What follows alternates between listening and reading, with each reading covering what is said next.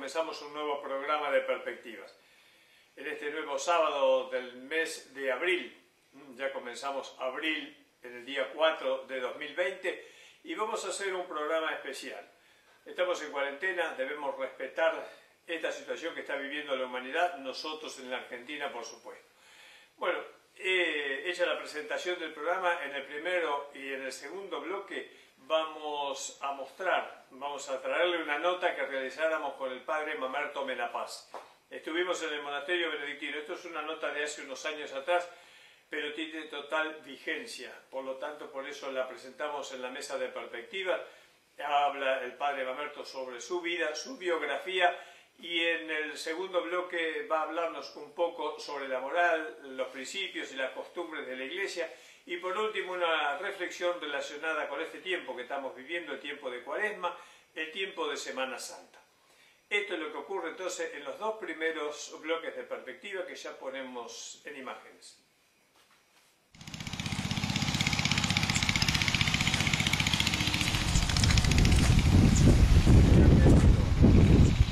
¿Qué tal, padre Mamerto? Muy buenas tardes.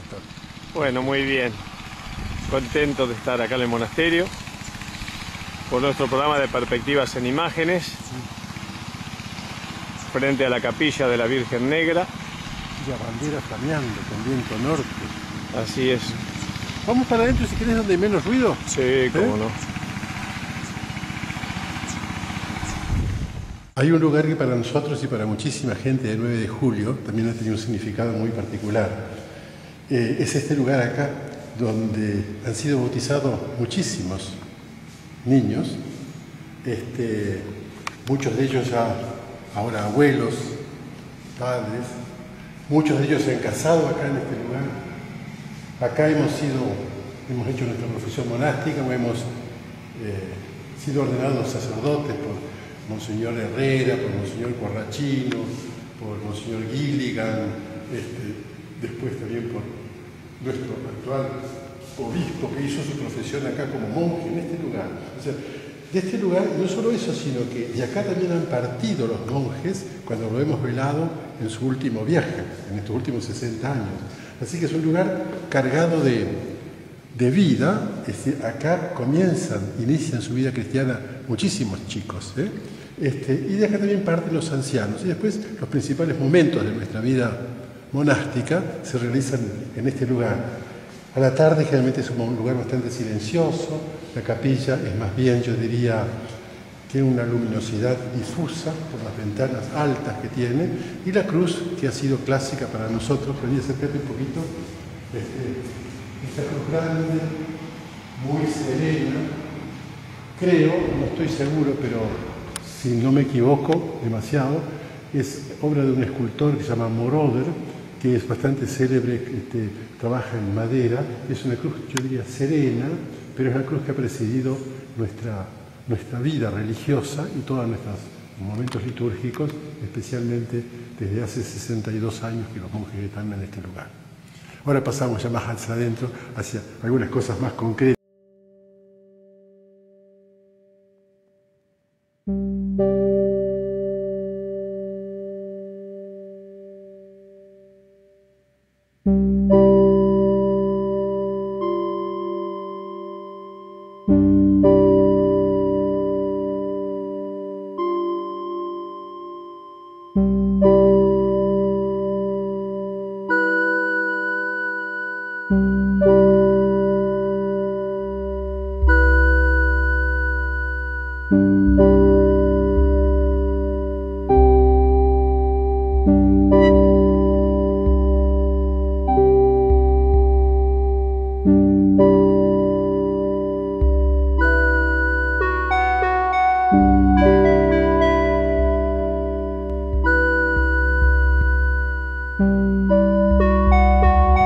Viene el diálogo coloquial con el padre Mamerto acá en el monasterio benedictino Santa María de los Toldos. Como le decíamos al comienzo, estamos en el programa de perspectiva. Y el padre Mamerto, ¿dónde nació? Bueno, Héctor, en primer lugar es un gusto a través de este medio encontrarme con nuestra querida comunidad nuevejuliense y alrededores, hasta donde se llega. Nací para que las personas ancianas no tengan que calcular demasiado, hace 68 años, en la zona campesina de un pueblo del norte santafesino, del Chaco santafesino, que se llama Malabrigo.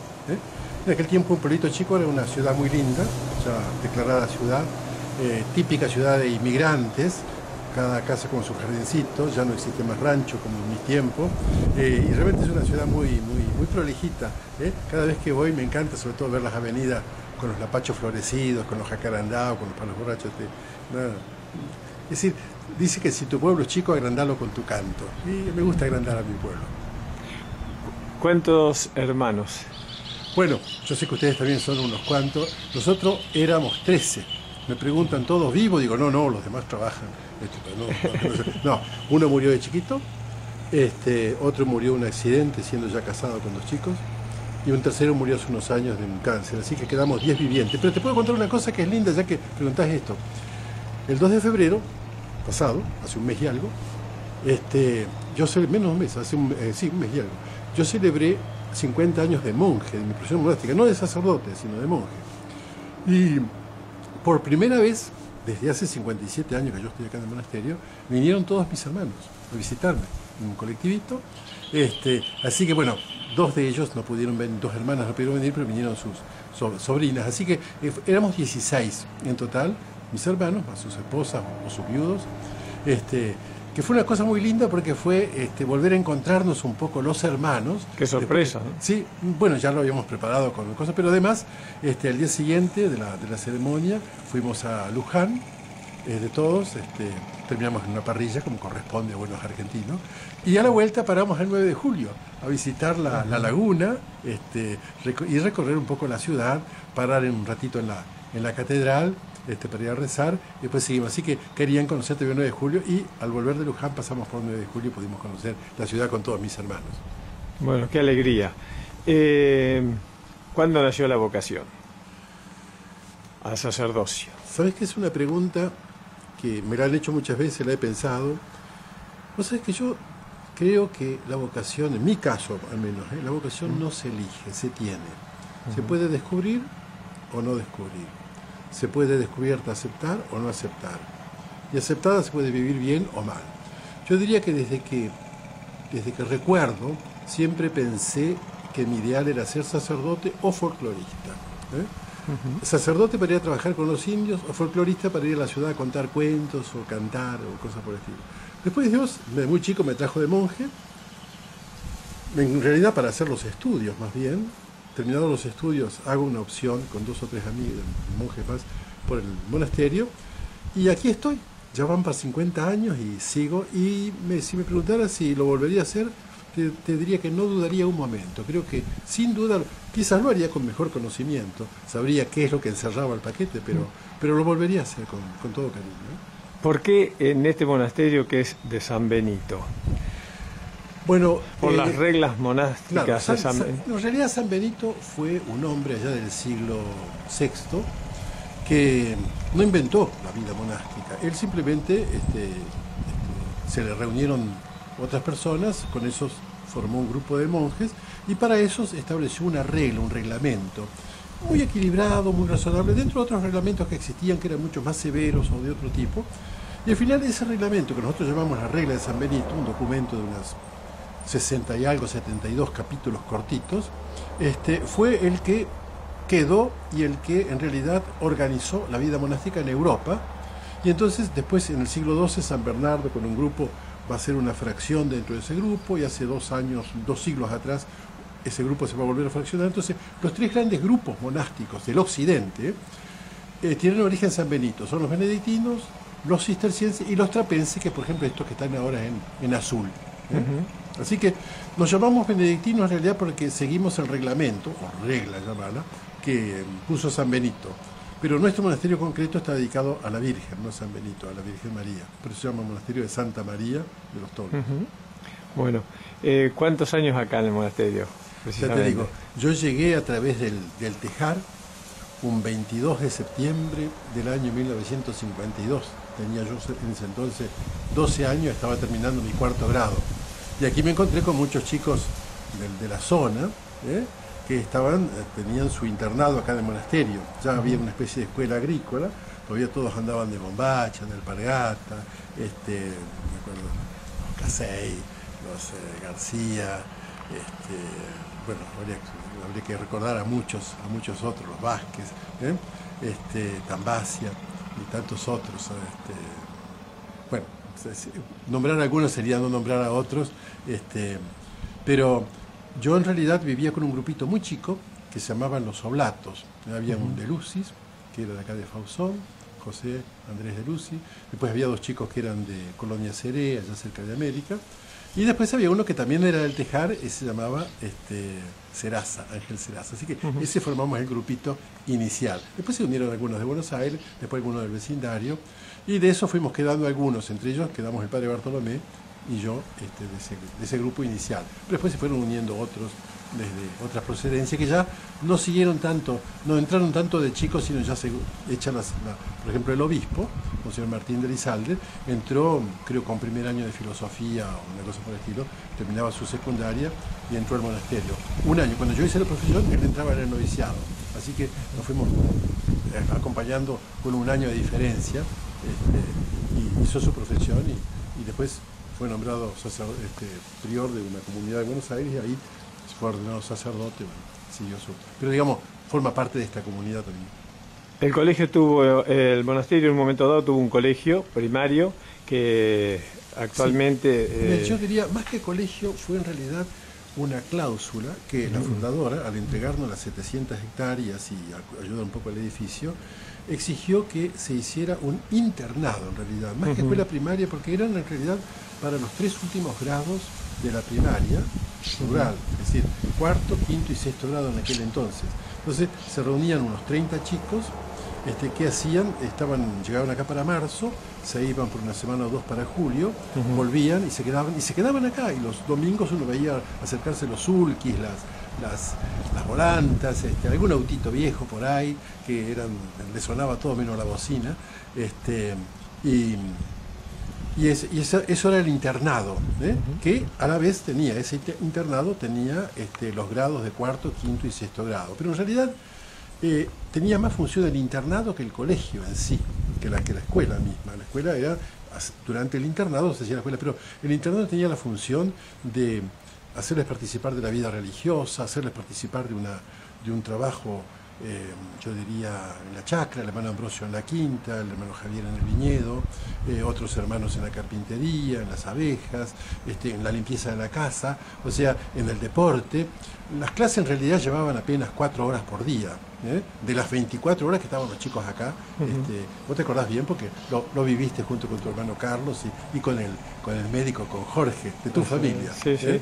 Y bueno, y muchos otros que seguramente estarán a lo mejor viendo o escuchando esto y recordarán Mario Yanguren y tantos otros de Barbita, otros de 9 de julio, bueno, habría una... Pinciroli. Habría un montón de gente para nombrar, pero siempre nombrás uno y te olvidás de otro, que es más importante también, pero a uno, cuando ya llegó a los 68 años, le asoman algunas crestas por ahí de toda la cordillera. Cuando la responsabilidad del monasterio no solamente es el sacerdocio, y vamos a hablar, ¿cómo es un día en el monasterio? Mira, yo diría que, quizás para personas que no conocen demasiado esto, es como una olla que se asienta en 3 patitas: oración, estudio y trabajo. Y eso se hace en comunidad, bajo una regla y un abad. Eso sería fundamentalmente. Entonces, los horarios son bastante... El abad viene a ser una especie de obispo. No, en otra línea, diríamos. Más bien vendría a ser el padre de una familia, más que el obispo de una iglesia. Abad significa en realidad padre. Abba era la palabra de decir tatita en el idioma de Jesús, en el idioma arameo, y que se siguió usando. Bueno, nos levantamos a las 5 de la mañana, de 5:30 a 6:30 rezamos todos juntos, una oración de salmos, lectura, silencio. De 6:30 a 8 volvemos a nuestras habitaciones individuales, y ahí se puede leer la Biblia, pero se puede hacer tomando mate también, como hago yo. Algunos van a tomar el desayuno, no todos. A las 8 nos reunimos para la Eucaristía, que dura 1 hora porque es con homilía y con cantos. De 9 a 12 es trabajo, que puede ser desde las abejas, los frutales, la limpieza, el parque, atender la gente. En general, los trabajos gruesos de la empresa, diríamos, los animales, el tambo, la fábrica y todo eso, no lo hacemos los monjes porque los horarios no corresponden.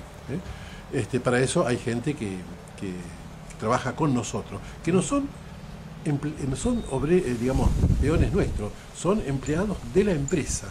La empresa, digamos, es mixta del monasterio y la gente, así que ella tiene su propia, diríamos, gastos de electricidad, sus propias cosas, y después, digamos, la empresa es del monasterio, pero regentada por laicos y trabajando fundamentalmente laicos, que es desde toda la labor de campo para alimentar los animales, el ordeñe de esas vacas, con todo lo que eso significa alrededor, la fábrica, con esa leche, la fábrica de queso, y después la venta de ese queso y digamos, todo lo que eso significa. Son en realidad casi 35 personas estables que trabajan sobre 700 hectáreas, de las cuales 300 son bajos tendidos para agropiro y festuca, ¿no? Digamos, como para vaca seca. Cuando hay estancias vecinas de 1.300, 1.500 hectáreas que se arreglan con un peón, un mate y un ombú. Es cierto. Estábamos hablando de las oraciones que se hacen durante el día, se comparten con el resto de los monjes. Claro, y además integramos bastante, viene mucha gente a compartir con nosotros, a veces unos días, a veces temporadas largas. Hay sacerdotes que vienen por 1 año, 2 años, a integrarse simplemente, como tiempo de descanso, recauchutaje o lo que sea. Siempre hay 2 o 3 sacerdotes de afuera permanentemente con los monjes, así que en el comedor nuestro, entre monjes y estas otras personas estables, no empleados, sino personas estables, somos normalmente 20 y algo de personas. Sumarle 30 y algo de los empleados, ya tenemos 50, sumarles entre 10 y 15 huéspedes diarios, son 65, así que la cocina, que está tercerizada, hay un grupito de gente que trabaja en eso, tiene que cocinar diariamente para 65 personas. Al mediodía nos reunimos de vuelta a rezar un rato, después las comidas nosotros los monjes las hacemos siempre en silencio, con una lectura, después hay un rato para compartir, un poco de siesta, 3/4 de hora de siesta, y después de vuelta a la tarde, desde las 3 hasta las 6, 7, de vuelta a trabajo, estudio, clases, lectura, y a las 7 de vuelta nos reunimos para rezar, después viene la cena, a las 8, y a las 9 nos reunimos de vuelta a rezar un rato, a poner en común algunas cosas, digamos tipo recreación más libre, o alguna charla, y la oración de la noche, y para las 9:30 ya podemos acostarnos. ¿Cuántos libros has escrito? Es una pregunta. No, en este momento estoy en el número 40. Ajá. 40. Son libritos chicos en realidad, que abarcan desde temas bíblicos, los últimos 2 que van a salir ahora son temas bíblicos, otros son más bien colecciones de cuentos, de sabiduría popular, otros son de experiencias tipo sucesos como la muerte, la vida, el nacimiento. Así que yo diría son básicamente esos 3 temas, o Biblia, o sabiduría popular, o vivencias, experiencias. Vamos a hacer una pequeña pausa y luego continuamos.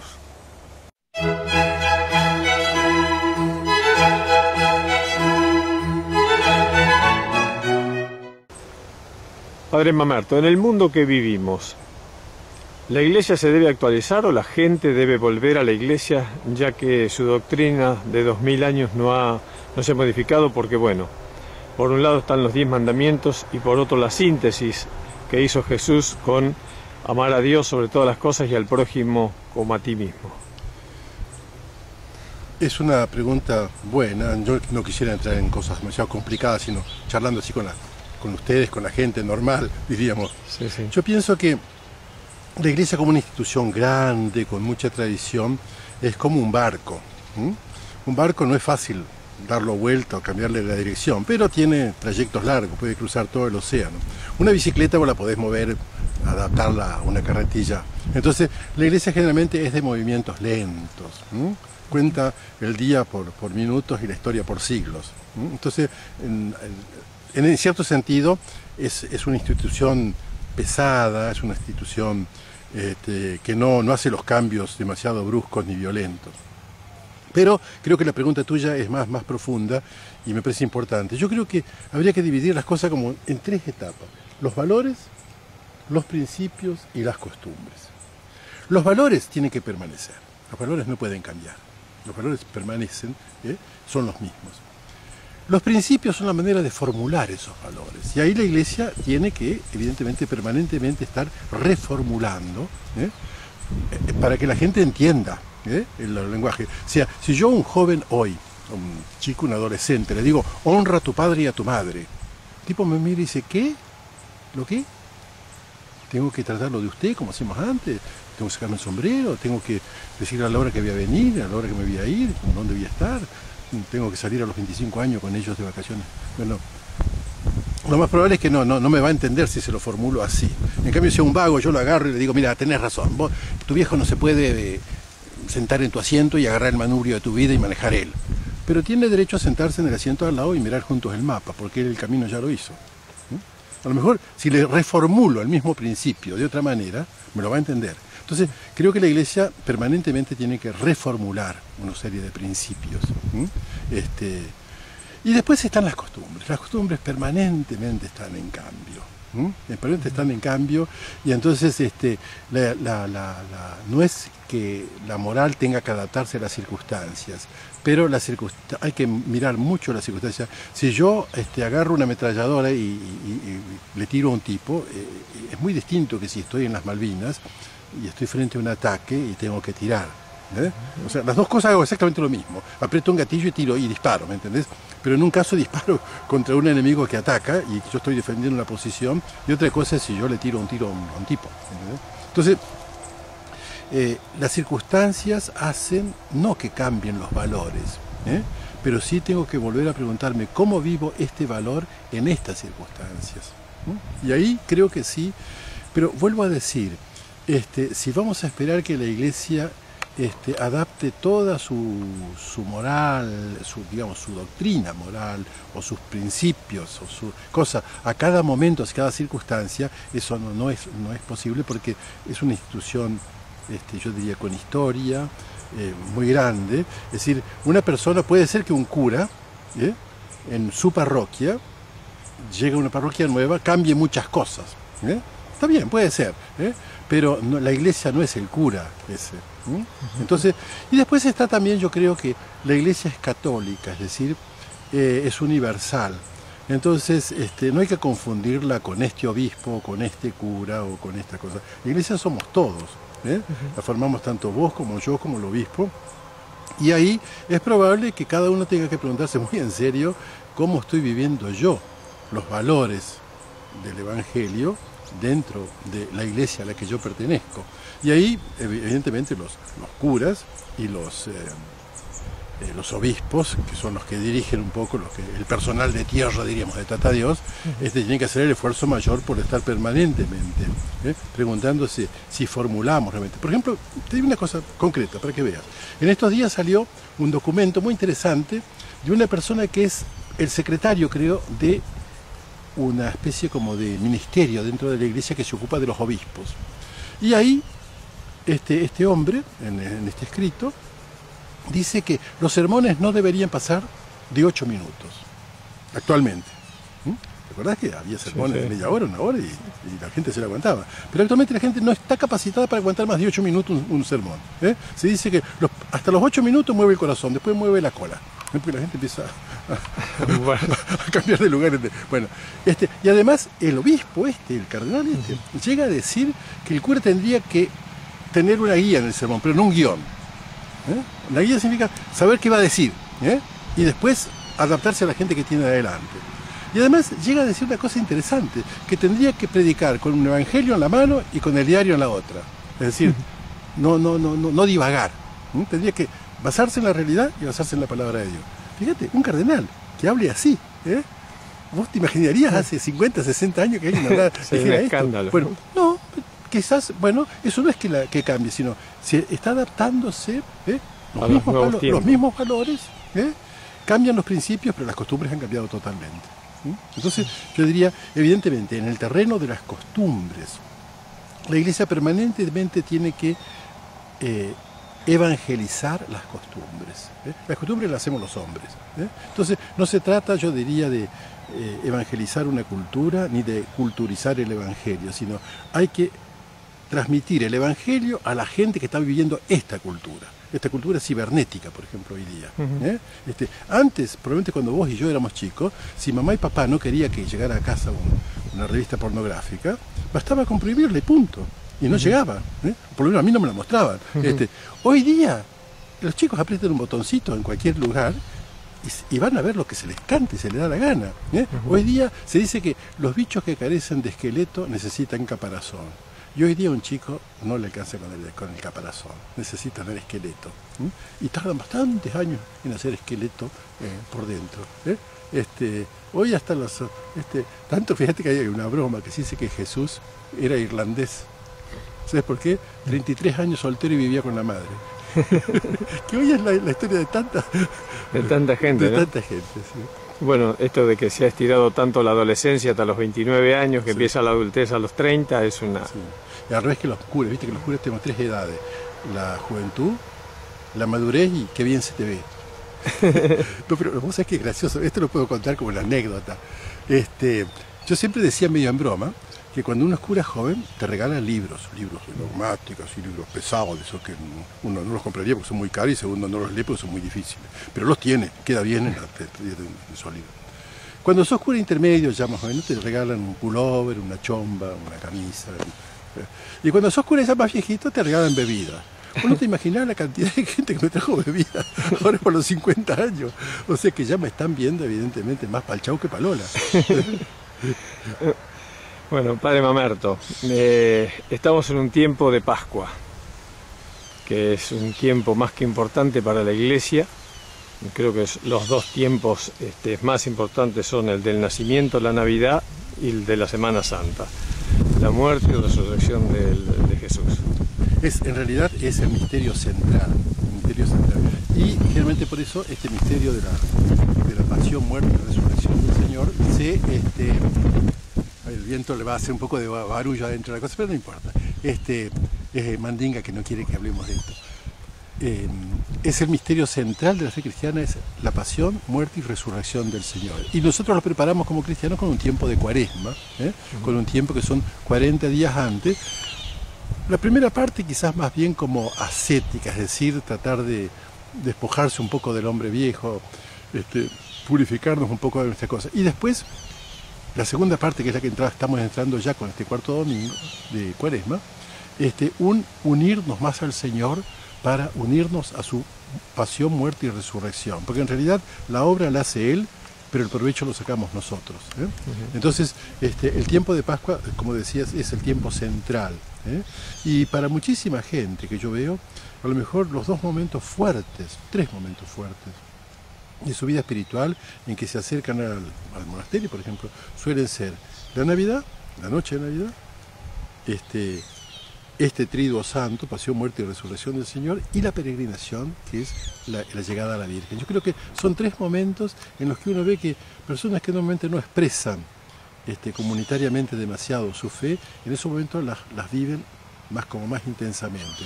Y son momentos que tenemos que realmente agradecer a Dios en nuestra vida y tratar de que no pasen de largo o no se conviertan simplemente en una celebración de características profanas. Sobre todo la Navidad tiene un poco ese peligro, de que se termina más con el estómago que con el corazón. Y en la última parte, 2 reflexiones como son tradicionales de los cuentos del Padre Mamerto. Bueno, primero un cuento que me contaron en Chile, porque sabes que yo estuve en Chile ahora, justamente donde se dio el terremoto, hasta el 17, desde el 7 hasta el 17 de febrero. Vuelvo el 17, el 24 es el terremoto. Y fue exactamente en ese lugar, en Concepción, en los pueblitos de al lado, donde estuve 10 días. Bueno, la cosa es muy trágica, no voy a entrar en eso porque todo el mundo lo ha visto, pero me contaron en la sección un poco así de cuentos, me contaron una muy interesante.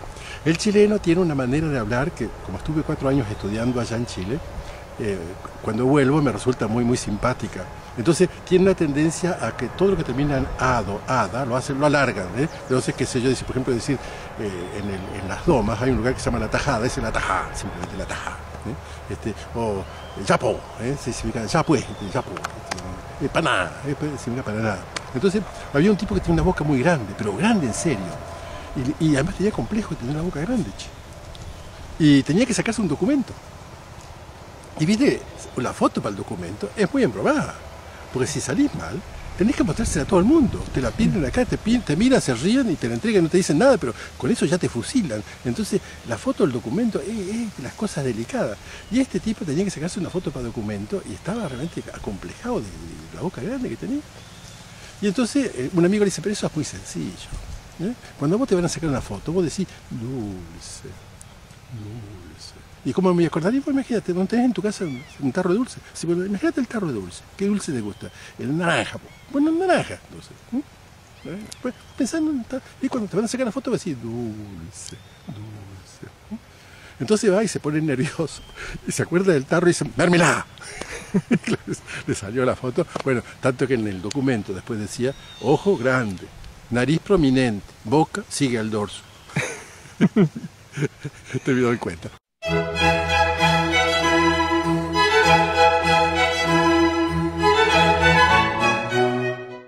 En este tercer bloque de perspectivas vamos a ir con imágenes de una filmación que lográramos sobre las Islas Malvinas en una charla que se llevara a cabo por excombatientes en la Escuela de Educación Media 202, aquí en la escuela número 1 en la nocturna.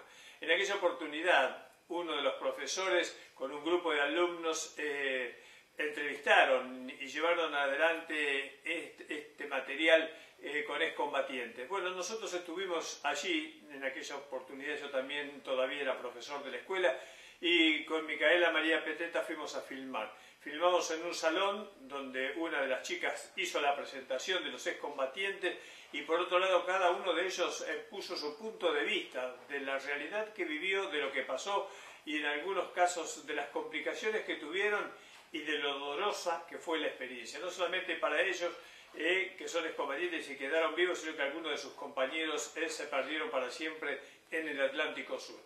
Bueno, este es el material, decíamos, que vamos a presentar en este tercer bloque. Y como cierre, tengo 2 minutos, quédese que no termina esta exposición de cada uno de ellos. Hay 2 minutos más del pensamiento de algunos aviadores de la Fuerza Aérea Británica y Francesa respecto de lo que son los pilotos y fueron en aquella época de la Fuerza Aérea Argentina. Es el compacto entonces que presentamos en el día de hoy relacionado con las Malvinas, este hecho que ocurriera en la Argentina, esta guerra que se produjera en 1982. Hablar de Malvinas se me vienen muchos pensamientos, como por ejemplo autoritarismo, tristeza, impotencia, desolación y así muchos adjetivos más. Pero lo que más me hace reflexionar es saber que jóvenes de a partir de 18 años vivieron las cosas más crueles de un momento para otro. Pasaron de estar sentados con su familia a ver sus compañeros mutilados, agarrar un arma y matar. Y así, entre otras cosas. Qué mejor que ellos, que la vivieron, nos cuenten. A 30 años de la Guerra de Malvinas, la Escuela Media número 3, con el curso tercero-segunda, estamos realizando un proyecto sobre el tema. Hoy vamos a hacer una entrevista, por lo tanto nos visitan los excombatientes Eduardo Salgado, David Bosufi, Sergio Brancheri y Miguel Benítez. Comenzamos con la entrevista. Que lo disfruten. Bueno, buenas noches. Mi nombre es Sergio Brancheri. Yo fui soldado del grupo de artillería 101 de la ciudad de Junín, correspondiente a ejército. Ahí hicimos el servicio militar obligatorio en el año 1981 y en el año 1982, cuando se inicia la guerra, esta guerra de Malvinas, se declara la guerra contra el Reino Unido. Fuimos hasta el sur de nuestro país con un armamento de artillería que es un cañón SOSMA 155 milímetros de más o menos aproximadamente 20 kilómetros de alcance. Fuimos, como le dije anteriormente, hasta el sur. Estuvimos ahí unos días en Comandante Piedrabuena, en Santa Cruz, hasta que llegó la orden de pasar a Malvinas. Eran 12 los cañones que habíamos preparado, solamente pudimos pasar 2 porque estaba todo o sea, bloqueaban los vuelos, los ingleses por intermedio de los radares, no se podía volar a Malvinas.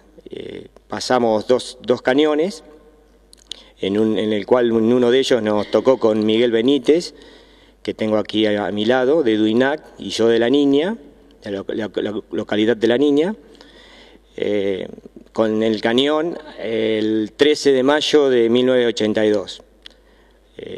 Íbamos a pocos metros del agua para esquivar a los radares, para que no detectaran los radares ingleses. Tal es así que íbamos un poco engañados porque el agua del mar pegaba en los vidrios y pensábamos que era lluvia, pero no, íbamos tan cerca del agua que esos pilotazos que siempre hay que tener presente, que eran unos pilotos de primera, de la aviación, de la Fuerza Aérea, lo pudieron pasar. Y bueno, ahí llegamos el 13 de mayo, a la tardecita. El 14 empezamos a tirar con esa pieza. Fue un momento muy bravo al llegar porque había muchos heridos esperando esos vuelos para regresar al continente. Fue el primer momento duro que tuvimos, el primer impacto de guerra, digamos. Desde ahí trasladamos el cañón a un lugar firme, porque al pesar tanto el mismo piso de Malvinas no era no se adecuaba al peso del mismo cañón. Y bueno, ya empezó todo. Los ingleses lo que hacían en los primeros días era tirotear mandarle bombas al aeropuerto. Era bombardeo continuo al aeropuerto, así que había que salir lo antes posible de ahí, con todos los proyectiles. Y bueno, ahí tuvimos varios cambios de posición hasta que terminamos en un cerro con el otro cañón, que llegó más tarde, llegó casi un día después que nosotros. Y bueno, tirar y así pasando los días en un pozo, con la misma ropa, con hambre, frío, y tirar casi toda la noche. Era principalmente los ataques eran nocturnos. Tirábamos a flotas navales, pero cuando nosotros hacíamos 10 tiros, por ejemplo, por poner un número, ellos hacían 50, o sea, tenían un armamento más sofisticado, o sea, eran muy superiores a nosotros. Y bueno, así fueron pasando los días. Para resumirlo un poquito más y darle lugar a mis compañeros, pasan los días, la guerra durísima, veíamos que el enemigo era superior. Nos atacan una mañana, el 12 de junio, tuvimos un ataque aéreo donde nos hieren 7 compañeros, algunos de gravedad. Ese fue el peor momento. Y desde ahí ya la desazón, la tristeza y el silencio que empieza hasta terminar el 14 de junio de 1982, que dan fin a la guerra, un alto al fuego donde los comandantes se reúnen, llega el alto al fuego, termina la guerra. Y yo siempre digo y lo sostengo y repito que lo que vivimos y lo que le podemos contar de lo que pasó dentro de Malvinas es muy feo, muy doloroso, ver muertos, ver un montón de cosas horribles, pero la otra guerra que empieza es cuando llegamos a nuestro continente. Ahí empieza lo más duro, digamos, la desmalvinización, escondernos. No poder hablar durante años como lo estamos haciendo ahora. Nosotros recién hace pocos años, tuvimos más de 10 años sin poder decir una palabra, casi que ni nos veíamos ni nos visitábamos por miedo. Ahí es donde comienza el problema del veterano, la posguerra es lo que más mal nos hizo y bueno, regresamos como prisioneros de guerra en un buque inglés que es el Canberra, un buque grandísimo. Venían 4.500 hombres, entre ellos muchos heridos, y de ahí a Campo de Mayo, y el que estaba más o menos en condiciones de regresar al domicilio lo hicimos a dedo, nos vinimos a dedo en el caso nuestro con Miguel, nos despedimos en la bajada de Dudiná y ahí a nuestros pueblos, nuestros familiares que no teníamos ni idea cómo estaban ellos, ni ellos algunas cartas nuestras habían recibido, pero nosotros de ellos nada. Y ahí el silencio que nos acompañó durante años. Lo más lindo, lo más emocionante fue reencontrarnos con nuestros familiares, nuestros seres queridos, nuestros amigos. Y ahí empieza la otra guerra dura, muy dura, el silencio y la lucha, otro tipo de lucha con reinsertarnos en la sociedad. Algunos tuvimos laburo, conseguimos trabajo porque tuvimos uno más suerte que otro hace pocos años y otros nada. Fue tanto el problema que fuimos totalmente abandonados, aún con los gobiernos democráticos. Y otro tema que le hacemos mucho hincapié es al tema salud. Ustedes como verán, nosotros estamos bastante bien, hay otros chicos, hay más excombatientes que no quieren, ellos guardan en silencio lo que vivieron y no hablan, hay 5 o 6 más acá en 9 de julio, pero tengo conocimiento y lo he visto que hay muchísimos problemas de salud en todo el país y que nunca se hizo un plan con seriedad como para atender a esa gente y está toda la familia enferma. Hoy están el soldado que estuvo en Malvinas, la señora, los hijos y muchísimos problemas de salud. Bueno, le voy a pasar a mi compañero, es un resumen que les hago. Bueno, buenas noches, gracias por invitarme. Soy Miguel Benítez, del Alcalá de Dudiná, auxiliar del Jardín Infante 905. Bueno, como contaba Sergio, yo también hice el servicio militar en el Grupo Artillería 10 de Junín y bueno, en ese entonces, bueno, sí, ya como él contó, viajamos allá y pasó de todo, pasamos frío, hambre, bueno, él ya contó bastante. Yo no soy mucho porque me pongo un poco nervioso, perdonen, pero bueno. De que salimos de Junín y llegamos allá, casi tuvimos contacto, tuvimos la suerte de volver juntos, a dedo. Yo bajé en la bajada para Dudiná, él siguió en la bajada para la niña. Bueno, yo llegué a Dudiná, la localidad ni enterado que yo llegaba, ni nada, bueno, la gente no.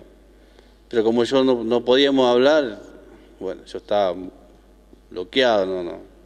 Si me preguntaba, ¿vos tuviste Malvinas? Capaz que decía que no.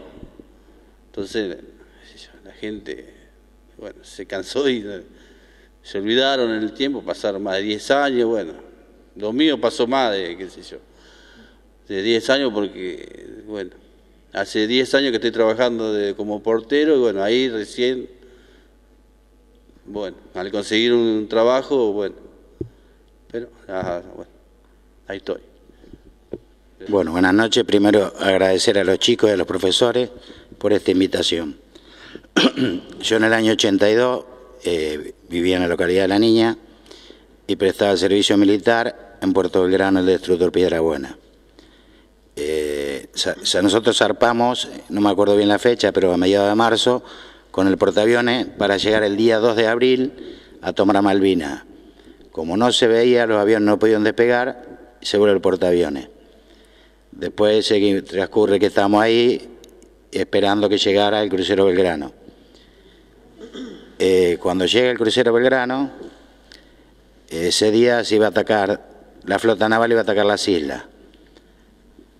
Y tenemos la mala suerte que fuera la zona de exclusión que estaba marcada, hunden el crucero Belgrano, nos tiran a nosotros y como estaba el mar muy picado, el mar va de 1 a 10, estaba mar 9, a nosotros nos levanta el barco una ola y pasa el torpedo debajo del barco nuestro, que si no yo no la estoy contando. Y nosotros nos abrimos ahí buscando bajar la profundidad para que los submarinos nos pudieran tirar. Y volvemos al rato a buscar balsa salvavidas. La primera balsa que levantamos, van 2 chicos, se ven sentados, dormidos, muertos de frío, estaban secos. La segunda que me toca levantar a mí, era un compañero mío, más que un compañero, casi un amigo que nos hemos hecho en el barco. Me decía, David, salvame, David, salvame. Estaba íntegramente quemado. Yo lo iba levantando y me iba quedando con la ropa y la piel porque había agarrado el torpedo él. Y después lo subimos al barco, lo llevamos a la enfermería y a los 15, 20 minutos falleció. Y como no había lugar en el barco, se colgaban, los metíamos en una bolsa de nada y los colgábamos en los caños de las duchas. Y ahí estuvimos hasta que terminó la guerra. Termina la guerra, nos quedamos 15 días más porque Chile le estaba haciendo apoyo logístico a ellos. Entonces, cada vez que queríamos entrar a cargar petróleo a Chile, nosotros, se ponían todas las lanchas torpederas chilenas y nos dejaban pasar. Ahí estuvimos 15 días más hasta que regresé. Cuando regresamos, llegamos a Bahía Blanca, a Puerto Belgrano, nos largaron, vos estás bien, andate. Yo llegué a mi casa a dedo. Me acuerdo que tardé como 15 horas de Bahía Blanca hasta 9 de julio. Y para mí después fue un orgullo ver a mi familia que estaban desesperados por verme, igual que yo, a ellos. Y esto es una causa que sin la familia uno no la puede llevar, porque es como decía Sergio, comentaba Sergio recién, fue peor la posguerra que la guerra, y llevaban muertos la posguerra que la guerra misma. La posguerra hoy lleva, al día de hoy lleva 1022 muertos de chicos que se han suicidado.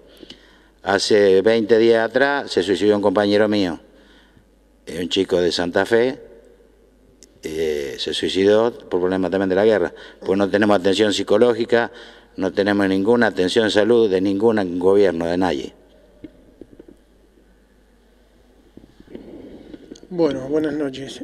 Soy Eduardo Salgado, tripulante de la dotación del crucero Belgrano hundido por los ingleses en la guerra del año 82 por el submarino Conqueror. Nosotros lo hallábamos situados en la zona en la cual David contaba, que era sobre Isla de los Estados. Estábamos fondeados a la orden de atacar o de hacer un movimiento con el buque. Si bien por ahí el buque nuestro no estaba capacitado como para estar en una guerra tal como la que fue la de Malvinas, pero bueno, a nosotros nos mandaron a cubrir un rol en el cual pensaban que podíamos hacer mucho, porque el buque en sí era un buque grande de guerra, pero en sí era un buque muy viejo. Ellos se pensaban que nosotros podíamos atacar y destruir a la flota inglesa antes de que lleguen a Malvinas. El tema fue, yo les voy a pasar a contarle lo del hundimiento. A nosotros nos dan una orden para ingresar en la zona de exclusión, porque había 200 millas a la redonda o sea, no había que ingresar. Estando fuera de esa zona de exclusión, nosotros no participábamos de la guerra. Nos dan la orden de ingreso, estamos entrando a la zona de exclusión. No obstante eso, ya habíamos estado navegando anteriormente y habíamos ido a Ushuaia a buscar comestible, porque ya estábamos quedando sin comestible a raíz del tiempo que estábamos navegando.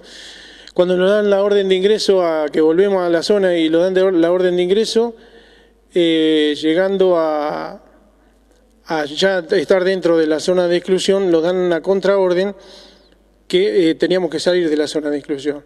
O sea, no ir para el sector de Malvinas, sino salir. Cuando estamos volviendo, a nosotros nos alcanzan 2 torpedos, que fue lo que produjo el hundimiento del crucero Belgrano. Uno en el sector de proa y otro en popa, más para el lado de los tanques de petróleo, que es donde estaba hueco. El buque tenía un acorazado de 40 centímetros de acero. Sabían los ingleses, porque fue de ellos, que no iban a poder hundirlo si no era que pegaban donde pegaron los torpedos. Eran las 4 de la tarde del día 2 de mayo cuando el crucero Belgrano se empezó a hundir. Yo en ese momento me encontraba por tomar guardia en la zona de estación 5, el control de avería, pues yo pertenecía al control de avería. Fue cuando sentí el primer impacto, que el buque automáticamente se empezó a escorar, como a hundirse, y tal y así que en el mismo impacto, al ingreso de los torpedos, fue donde se cortó la luz, porque automáticamente fue toda una oscuridad, y donde estaba yo, a mí me sacudió y me tiró en el impacto de allá.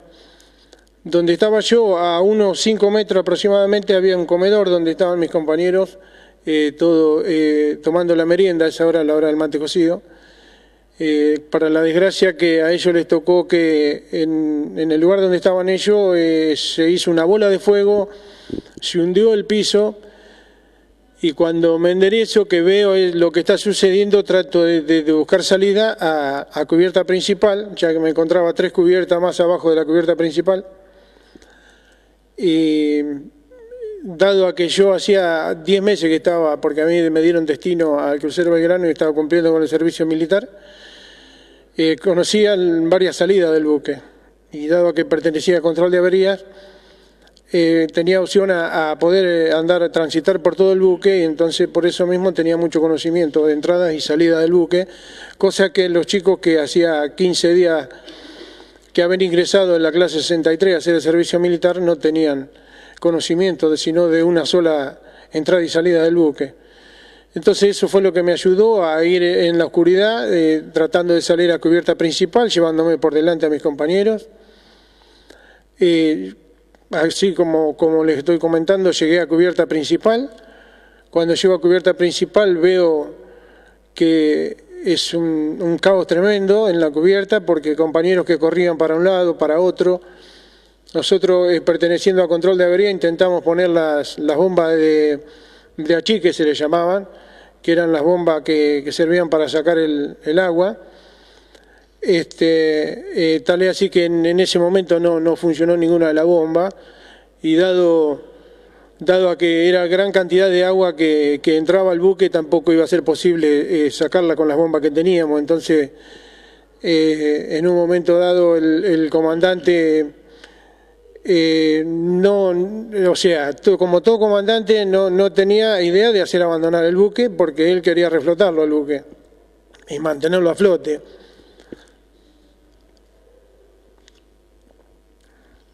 Resulta que en un momento dado el segundo comandante, el que da la orden, no sé si es por orden del comandante, que había que realizar el abandono, porque veían que no se podía hacer más nada y que el buque se estaba haciendo a pique. Bueno, donde yo tengo que cubrir el zafarrancho de abandono es en la balsa que yo tenía destinada. Para desgracia me toca del lado más alto de donde quedó el buque escorado, ya porque ya el otro lado donde se estaba hundiendo ya la banda pegaba sobre el nivel del mar. El lado donde estaba mi balsa me tocó el lado más alto, aproximadamente unos 10 metros de altura había. Largamos las balsas, fuimos al sector donde los correspondía, largamos las balsas al agua y nos fuimos tirando uno a uno hasta más o menos completar la cantidad de lo que estábamos asignados a la balsa. Varios no pudieron llegar a la balsa a raíz de que caían al agua, o se caían por el nerviosismo que tenían. Se producía una avalancha y entre los compañeros mismos se chocaban y caían al agua, y ahí el que caía al agua no tenía posibilidad de vida a raíz de la gran cantidad del frío que hacía, digamos. Les comento que en ese momento había una tormenta muy grande y nos complicaba el poder arrojarnos a las balsas, porque las balsas se movían de un lado a otro, a pesar de que estaban atadas al buque, a la baranda del buque con una soga, se movían bastante y no corríamos peligro de que si caíamos al agua los congelábamos. Entonces nos costaba mucho embocar esa balsa y poder sobrevivir, digamos. Si bien no sabíamos si íbamos a sobrevivir, pero la idea era poder arrojarnos a la balsa para poder zafar del hundimiento. Con la desgracia que nosotros, del lado que me toca hacer el abandono, la tormenta nos tiraba sobre el buque y no nos dejaba salir de la zona, y corriendo el peligro que al hacer la succión el buque cuando se hunde nos arrastre con balsa y todo.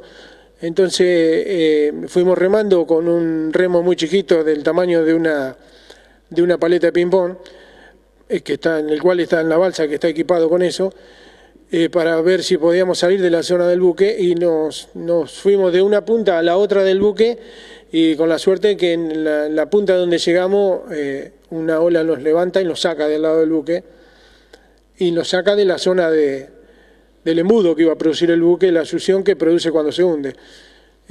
Fue así que nos alejamos del buque, y bueno, después empezó el tema de que estábamos a la deriva. Nosotros al otro día vimos un avión que se nos acercaba, y le estoy haciendo, más o menos le estoy contando para que ustedes puedan hacer preguntas. Le estoy haciendo muy chico lo que les puedo contar. Vimos un avión que se acercaba a hacer reconocimiento. Nosotros pensábamos que era un avión inglés, para suerte nuestra era un avión argentina. Al otro día a las 5 de la tarde se empezaron a ver los buques de rescate. Les comento que estuve 36 horas en la balsa a la deriva, y bueno, vinieron a rescatarnos. Los rescataron luego de 2 días más o 3 de navegación buscando más balsa. Nos llevaron a Ushuaia. De Ushuaia, que fue donde yo busqué a mis compañeros que eran de acá de 9 de julio, Néstor Francisque y Edgardo Gastambide. Al único que encontré fue a Gastambide. Francisque, para desgracia, no lo encontré nunca. De ahí nos llevan a la base Puerto Belgrano, y al otro día nos largan, lo hacen documento nuevo, pues no lo había quedado nada. Nos llevan a la base, nos hacen toda la documentación nueva. El otro día lo largan de Franco a nuestro domicilio, y ya un poco les contó Sergio cómo fue la situación, porque mis padres directamente no sabían nada que era de mi vida, porque yo no había tenido comunicación con ellos ni ellos conmigo.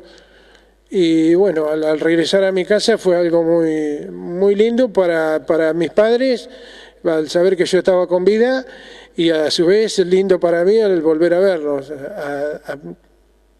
porque con todo lo que me pasó, no creí que iba a poder volver a 9 de julio. Yo le hago una sintetización de lo que a mí me pasó, para que ustedes puedan introducir preguntas, y les pido perdón porque hoy mis compañeros se darán cuenta, pero me está costando mucho más que otras veces hablar del tema, porque compañero de ustedes es un hijo mío y me está costando un montón. Les pido disculpas. Se nos terminó el tiempo. Como es habitual, le agradezco a Micaela María Peteta por la cantidad de imágenes que lleva en cada programa, en estas exteriores, en los estudios y cada vez que nuestro programa sale al aire. Estamos en las vísperas de cumplir, ya decía, 12 años, y es algo realmente importante todo lo que hemos transitado y andado. En el anterior programa usted habrá visto que estuvimos en las ruinas de los Quilmes, en los valles Calchaquíes. También presentamos algunos de los intérpretes de la canción de 9 de julio y mucho más material que vamos a ir haciendo a lo largo de esta cuarentena. Que lo pasemos muy bien, que tengamos muy buen fin de semana, que Dios nos bendiga a todos.